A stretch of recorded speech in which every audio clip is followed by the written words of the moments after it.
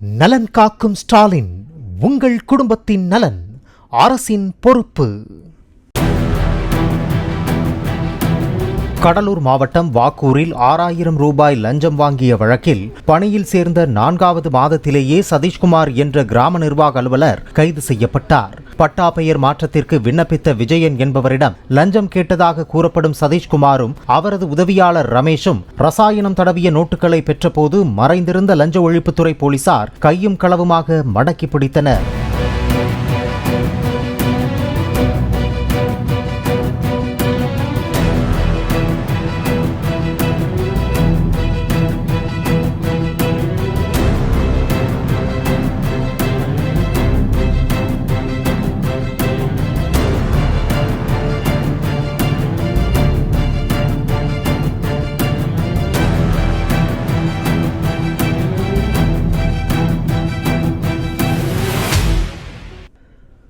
நலன் காக்கும் ஸ்டாலின், உங்கள் குடும்பத்தின் நலன் அரசின் பொறுப்பு.